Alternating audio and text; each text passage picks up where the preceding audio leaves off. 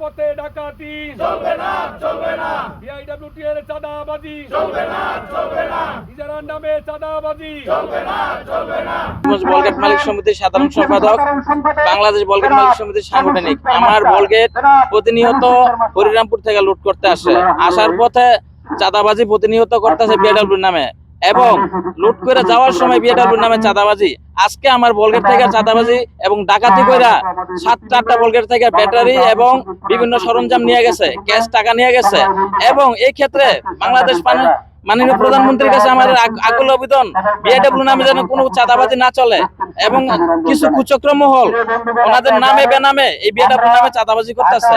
বালগেটে জায়গায় জায়গায় অবহেলিত নদী পথে অবৈধ বিআইডব্লিউ চাঁদাবাজি চলন্ত অবস্থায় নৌযান থেকে আমাদের 4 থেকে 5,000 টাকা করে একটা বালগেট থেকে নিতেছে। এই নিয়ে মাসে দাঁড়ায় 2 লক্ষ টাকা 2.5 লক্ষ টাকা আমাদের প্রতি মাসে বাড়তি দিতে হয়। আমাদের বলগেট মালিক সমিতি এবং বাংলাদেশ বলগেট মালিক সমিতির পক্ষ থেকে নাগরিক টিভিকে আমরা ধন্যবাদ জানাই, যে নিউজ করাতে আমাদের বলগেট মালিকদের অনেক আস্থা ফিরে আসছে নাগরিক টিভির জন্য। এবং আমরা আশা করি নাগরিক টিভি আমাদের জন্য ভবিষ্যতে আরো ভালো কিছু নিউজ দিবে। নাগরিক টেলিভিশনের মাধ্যমে আগে যে আমাকে একটা প্রতিবাদ করছিল, সেই প্রতিবাদের আমি ধন্যবাদ দিই। রাস্তা দিয়া যে কোনো লোকের গাড়ি ট্যাক্স দেয়, ট্যাক্স দিলে রাস্তা ভেঙে গেলে রাস্তা সরকার ঠিক করে দেয়।